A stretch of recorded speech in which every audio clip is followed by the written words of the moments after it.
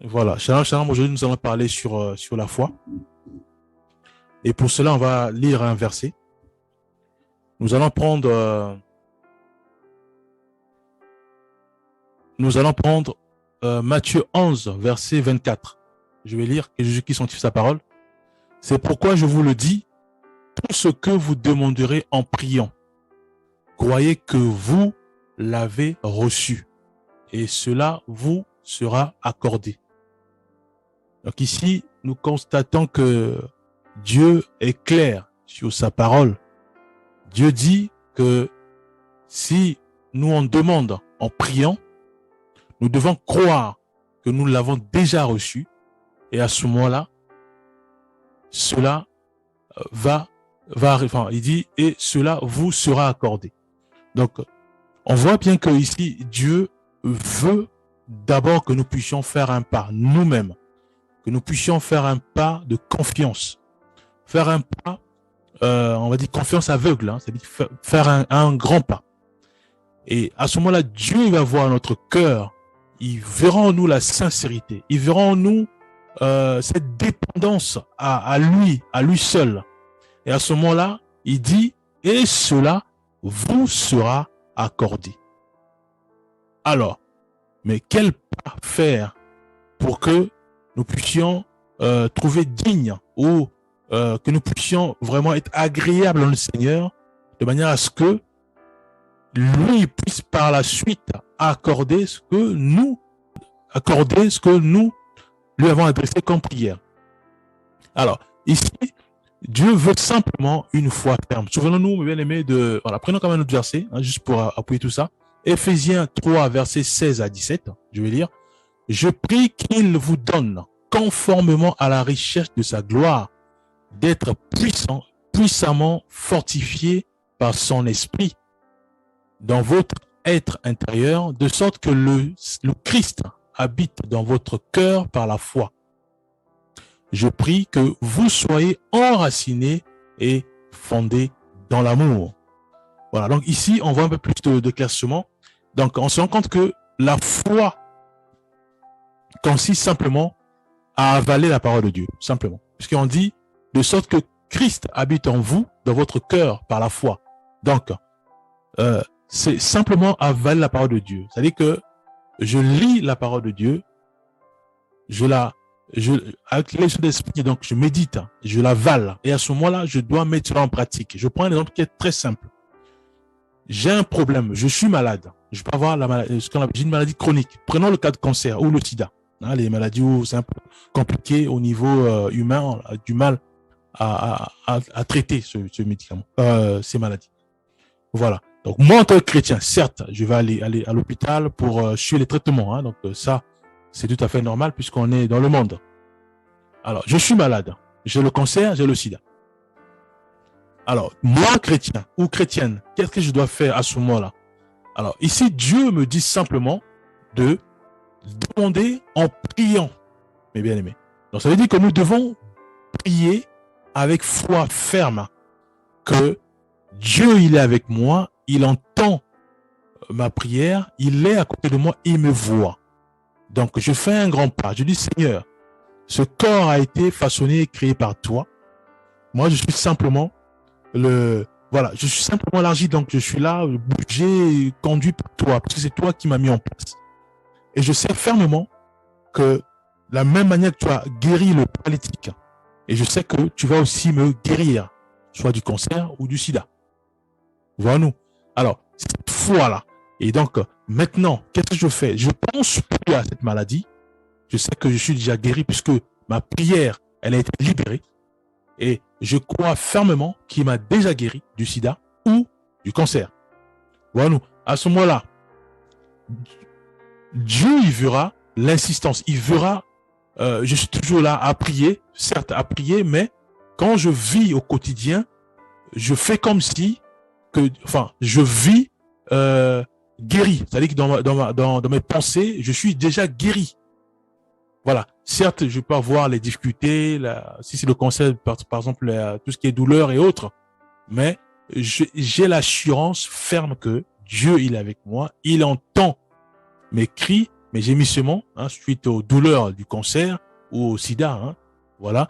Mais dans ma tête, je sais que Dieu, il est avec moi, il entend mes cris, il entend mes gémissements et je suis déjà guéri dans ma tête. Et à ce moment-là, Dieu, qu'est-ce qu'il dit? Puisqu'il tient à sa parole. Il dit, croyez que vous l'avez reçu. Donc, reçu quoi? La guérison. Et cela vous sera accordé.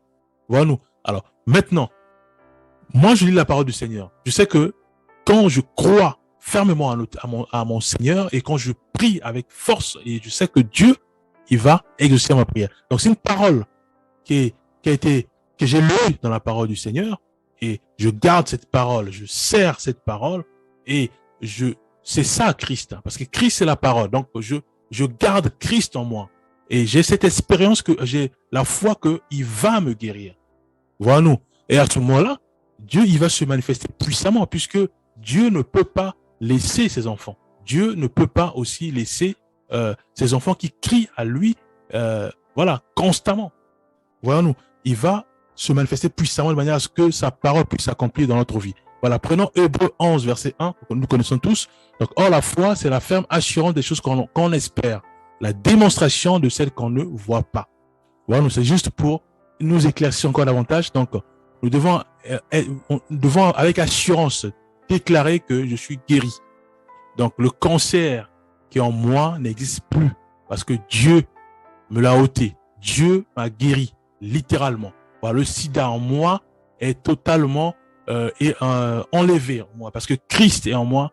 J'ai confiance en lui. Voilà, je m'appuie sur lui et je regarde vers lui. Voilà nous. 2 Corinthiens 7, 2 Corinthiens 5, verset 7. Car nous marchons par la foi et non par la vue. Voilà nous. Donc, la foi, c'est quoi? C'est simplement se dire que j'appartiens maintenant à Jésus-Christ.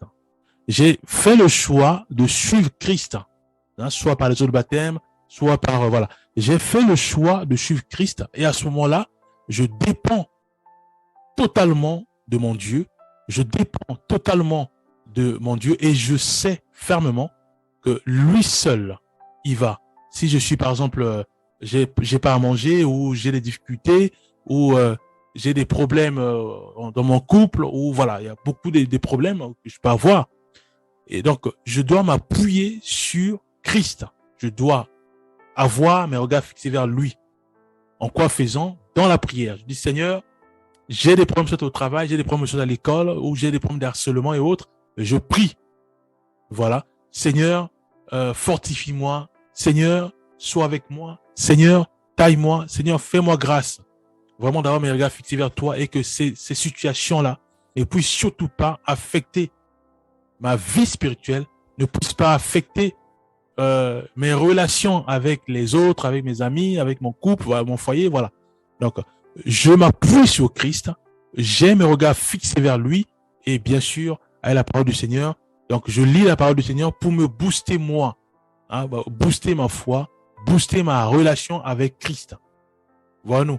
Donc, tout en sachant que quand je libère cette prière, je sais pertinemment que Dieu a entendu ma prière et j'ai oublié totalement mes défauts, mes difficultés ou voilà, ou les hostilités ou toutes sortes d'attaques venant soit de mes amis, venant au travail. Voilà nous. Prenons Romains 15, verset 13. Que le Dieu de l'espérance vous remplisse de toute joie et de toute paix dans la foi, pour que vous débordiez d'espérance par la puissance du Saint-Esprit. Voilà nous, donc tout dépend du Saint-Esprit.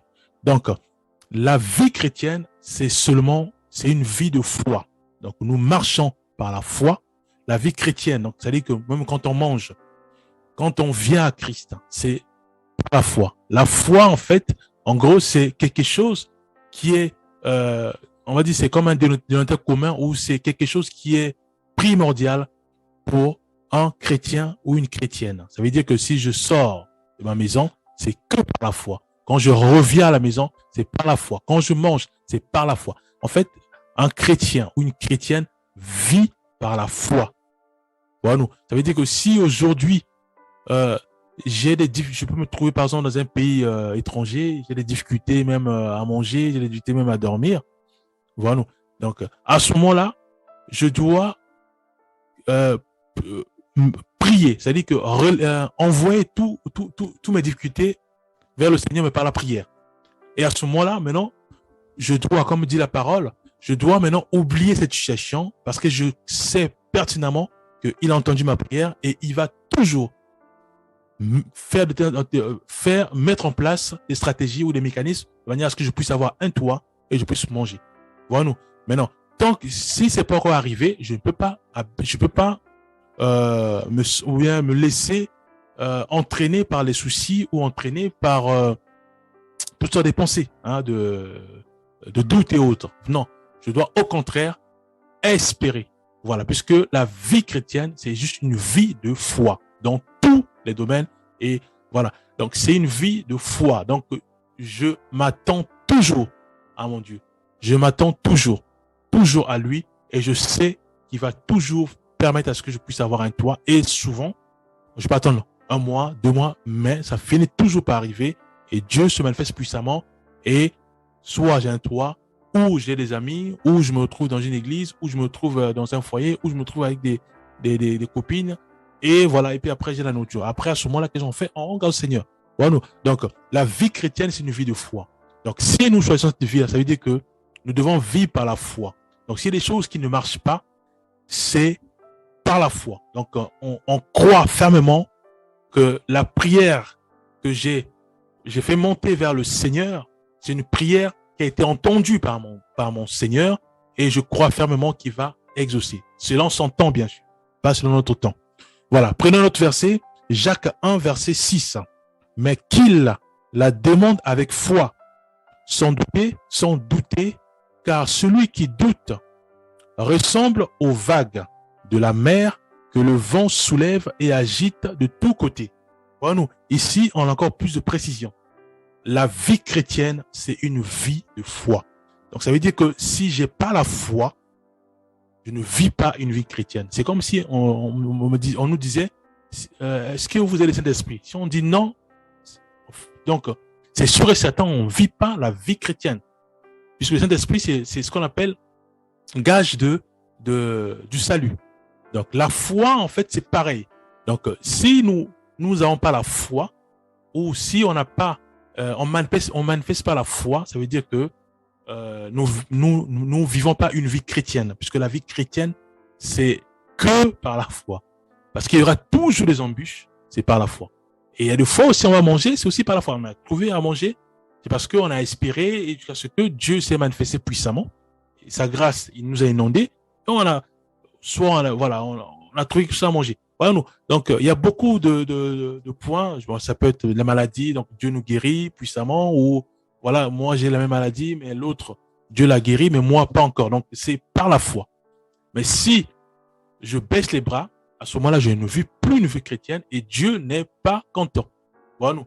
Donc, Dieu nous demande vraiment de vivre et de marcher par la foi. Voilà, nous. Donc, mais qu'il la demande avec foi. Donc, la prière, c'est toujours par la foi. Sans douter. Donc, là, on parle, on dit bien, on ne doit pas douter.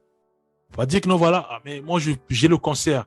L'autre a le cancer. On prie, mais lui, pareil, il n'est pas guéri. Et c'est moi qui vais être guéri. Non. Dieu est omnipotent, omniscient. C'est lui qui est le créateur. Ça veut dire quoi? Ça veut dire que moi qui respire, c'est lui qui m'a créé. Voilà. Donc, tout le système du corps, c'est-à-dire que le sang, tout ça, tout le système, c'est lui qui a mis ça en place. Les veines, tout ça, c'est lui qui a... Quelle complexité. Donc, c'est lui qui a mis tout ça en place. Et il est capable de nous guérir, puisqu'il nous a créé. Il a créé ce corps. Il a créé tout. Donc, il est capable de nous guérir. Il est capable d'enlever ce cancer, puisque le corps, c'est lui qui le maîtrise, c'est lui qui a mis ça en place. Voilà nous. Donc, le but, c'est quoi? Il veut voir une foi ferme en nous. La foi sur notre Christ, sur le Seigneur, en disant que voilà, je m'appuie sur toi, je crois sur toi, je m'approche vers toi en me soumettant toutes mes difficultés. Ça peut être la maladie, ça peut être les problèmes financiers, ça peut être des problèmes administratifs, peut être des problèmes de couple, ça peut être des problèmes de célibat, ça peut être des problèmes d'enfantement. Il y a beaucoup de problèmes. Voilà. Mais nous devons nous appuyer uniquement sur notre Seigneur. Voilà. Donc, prenons un autre verset. Donc, nous allons prendre Hébreux 11, verset 6. Voilà. Je vais lire. Or, sans la foi, il est impossible d'être agréable à Dieu, car il faut que celui qui s'approche de lui croit que Dieu existe et qu'il récompense ceux qui le cherchent. Voilà. Donc, qui récompense ceux qui le cherchent. Donc, ça veut dire que nous devons sans cesse rechercher le Seigneur. Seigneur, j'ai le cancer. Seigneur, j'ai des difficultés dans mon couple. Seigneur, voilà. Donc, on crie à notre Seigneur. Mais en même temps aussi, je booste ma foi dans la méditation biblique. Je lis sa parole. Et avec foi, je crie afin que Dieu m'éclaire davantage sa parole. Je crie aussi pour mes problèmes. Et je crois maintenant, je dois maintenant changer l'attitude. Donc, si j'étais, par exemple, j'étais dans mon coin en train de penser, je dois laisser ça. Croire maintenant que je suis guéri. Croire maintenant que mon couple va bien. Croire maintenant qu'il y a la joie. Croire maintenant que voilà, il y a la provision à la maison. Croire maintenant que voilà, bien que physiquement je vois pas, mais je crois déjà que voilà, c'est réglé. C'est réglé. Je dis Seigneur, merci Seigneur, merci parce que tu as pourvu à ma maison. Merci Seigneur parce que tu lègues la paix dans mon foyer. Voilà, merci pour la guérison. Voilà. Donc, c'est ça, mes bien-aimés. C'est ça la vie chrétienne. La vie chrétienne, c'est la foi. C'est la foi dans tous les domaines, mes bien-aimés. Jacques 11, verset 40. Jésus lui dit, ne t'ai-je pas dit que si tu crois, tu verras la gloire de Dieu. Donc ici, on voit bien, il dit si tu crois, tu verras la gloire de Dieu. Ça veut dire qu'il faut d'abord croire. Alors, ça veut dire quoi? Ça veut dire que si moi, ça fait 20 ans, 10 ans, j'ai les maladies chroniques. Ça va être maladie du sang, des os, toutes les maladies. Après, je dis, bon, on va prier. Un frère, il vient me voir. Est-ce que je peux prier pour toi, pour la maladie? Donc, après, je suis fatigué d'entendre ça. Parce que je sais que ça fait 20 ans. On prie. Il y a beaucoup de pasteurs qui prient pour moi. Rien ne change. Voilà, nous. Maintenant, un frère qui vient te voir, tellement que je suis rentré dans cette routine-là, je dis, bon, écoute, prie seulement. Je sais qu'il n'y aura rien. Dans mon cœur, je dis, non, je sais qu'il n'y aura rien. Là, Dieu n'est pas content. Parce que la parole est claire. Si tu crois, donc tu dois toujours croire. Même s'il y a des gens qui arrivent, ça peut être des menteurs, des faux pasteurs, tu dois toujours croire que Dieu, il est là, il entend. Il va prier. Toi, tu crois. S'il n'y a pas la guérison, tu dis gloire à Dieu. Et un autre vient, je prie pour toi. Tu crois. C'est ça. La vie chrétienne, c'est la foi. Même si ce sont des charlatans, même si ce sont des menteurs, tu sais pas, parce qu'ils viennent, oh non, mais tiens, je te vois, apparemment, est-ce que je peux prier pour toi parce que tu es aveugle? Parce qu'il y a des bien-aimés comme ça. Vraiment, ils marchent difficilement. Voilà, ils marchent un peu, voilà. Parce que la vision, voilà, le bien-aimé n'a pas trop bien, il voit pas très clair. Et souvent, il y a des bien-aimés qui vont, je peux prier pour toi, voilà. Faut pas désespérer. Prie, faut avoir la foi. Voilà, en priant. Seigneur, voilà, je sais que ta parole déclare, prier sans cesse. Voilà, le bien-aimé s'associe avec moi pour mon problème de vue. Voilà, Seigneur, manifeste ta puissance, ta gloire. Au nom de Jésus-Christ, amen. Après, s'il n'y a rien, gloire à Dieu. On rend grâce, Seigneur, je te rends grâce parce que tu fais toutes choses à son temps, à ton temps. Voilà. Donc, à ce moment-là, si un autre bien-aimé, on ne doit pas baisser les bras, on ne doit pas juger, on ne doit pas... non, nous devons simplement nous laisser conduire par le Saint-Esprit dans la prière. Voilà, donc, on dit si tu crois. Donc, si nous ne croyons pas, on ne verra jamais la gloire de Dieu. Ça veut dire que si je ne crois pas, je ne verrai jamais la gloire de Dieu. Si j'ai des problèmes de dos, mais si je ne crois pas, le problème va rester. Voyons-nous. Donc, c'est juste pour nous montrer que la vie chrétienne, c'est une vie de foi. Une vie de foi dans tous les domaines. Prenons notre verset. Prenons Marc 9, verset 23. Jésus lui dit toujours, si tu peux, tout est possible à celui qui croit. Tout est possible.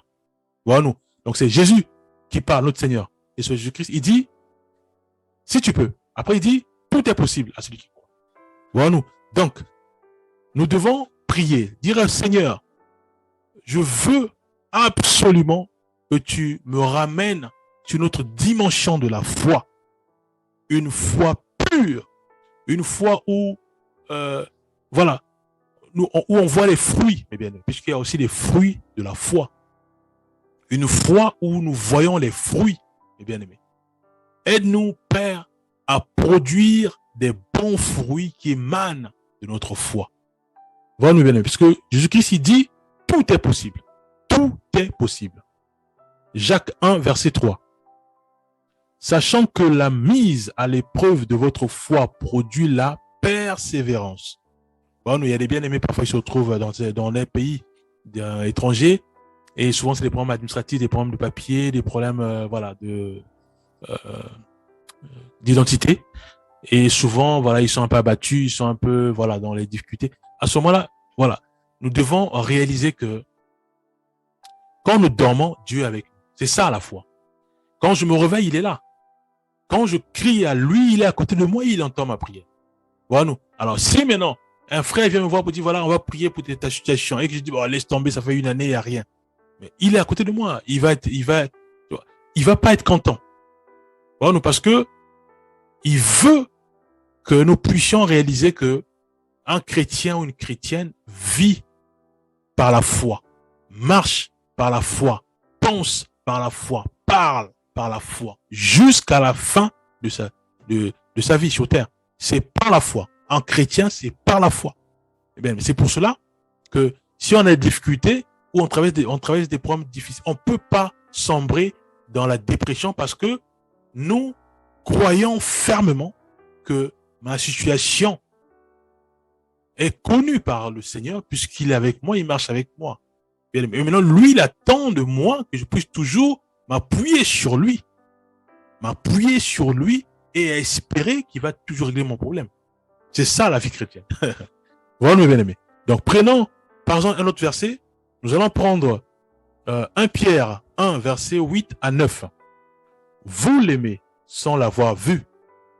Vous croyez en lui sans le voir encore et vous vous réjouissez d'une joie indescriptible et glorieuse parce que vous obtenez le salut de votre âme pour prix de votre foi. Même le salut, c'est par la foi. Même le fait de croire à notre Seigneur et Sauveur, c'est pas, sans l'avoir vu, c'est par la foi.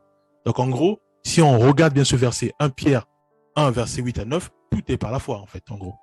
Il dit, vous l'aimez par la foi, sans l'avoir vu. Il dit, vous réjouissez. Donc quand nous glorifions le Seigneur, c'est aussi par la foi. Voilà-nous. Même jusqu'au salut, c'est par la foi. Voilà-nous le résumé de la vie chrétienne. C'est ça, par la foi. Donc, un chrétien, aujourd'hui, si il manque d'argent, il peut plus sombrer dans la tristesse ou dans le découragement ou de l'abattement. Non, ça n'existe plus. Un chrétien, quand il n'a rien, il glorifie le Seigneur. Il attend au Seigneur. C'est Dieu qui est son maître, c'est Dieu qui est son guide, c'est Dieu qui est son berger, c'est lui seul qui va lui donner l'argent, c'est lui seul qui va donner la nourriture, c'est lui le berger qui va lui donner un toit, c'est lui qui va donner la stabilité dans son couple, dans son foyer, c'est lui seul qui va lui donner par exemple tout ce qui est papier, voilà, c'est lui seul qui va lui donner la vision de sa vie. Seul Dieu. Donc un chrétien ou une chrétienne oriente ses regards uniquement vers son Créateur. Oriente ses regards uniquement vers son berger. C'est son berger qui l'oriente, qui le façonne, qui le conduit, qui lui met les mots dans sa bouche. C'est seul Dieu qui conduit. Voilà nous. Donc ça veut dire que si une brebis, moi et toi, voilà, et qu'on n'a rien ou voilà, on fait quelque chose, ça marche pas, on peut plus sombrer dans tout sur le découragement. Non. On doit automatiquement rendre grâce au Seigneur. Dis Seigneur, je te rends grâce parce que je viens de mettre en place un projet, ça n'a pas marché et j'ai perdu de l'argent. Ou je viens de mettre en place un projet, mais je gagne rien, il n'y a pas de rentabilité, voilà, j'ai pas de bénéfice. Je te rends grâce. Voilà nous. Si bien sûr tout ça, ça a été conduit par le Saint-Esprit. Voilà nous. Donc, c'est par la foi. Dieu attend de nous que nous puissions manifester une foi ferme. Dieu attend de nous que nous puissions vraiment déployer les fruits de notre foi. Et donc, on est sûr maintenant, quasiment sûr que la vie chrétienne, c'est par la foi. Nous allons prendre un dernier verset. Donc, nous allons prendre Matthieu 21, verset 22. Tout ce que vous demanderez avec foi par la prière, vous le recevez. Et là, c'est une affirmation. Vous le recevez. Donc, tout ce que vous demanderez par la foi, par la prière, vous le recevrez.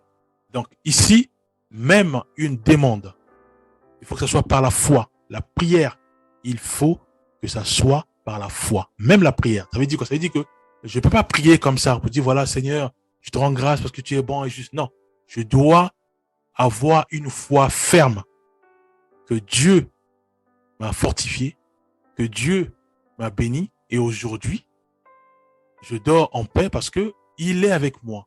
Je te rends grâce parce que j'ai dormi affamé. Il faut que ça soit avec foi. C'est sûr que il m'a préservé peut-être d'une maladie que j'ai peut-être via peut-être une nourriture, je sais pas. Mais je dis Seigneur, je te rends grâce parce que aujourd'hui j'ai dormi affamé. Je vais aller au lit affamé. Donc je te rends grâce pour cela. Merci parce que je sais pas ce qui va se passer. Je sais pas qu'est-ce que j'ai échappé, mais je te rends grâce parce que je compte que sur toi et j'ai mes regards fixés vers toi. Voilà ce que je tenais à partager. Et voilà, je vais juste prier. Père, nous remettons nos vies en ta main. Sois avec nous, Père. Fais-nous grâce, ô Éternel des armées, de réaliser que euh, pour te faire plaisir, Père, pour trouver digne à tes yeux, nous devons produire les fruits dignes de notre foi. Aide-nous, Père, à y parvenir. Au nom puissant de Jésus-Christ, nous avons ainsi prié. Amen.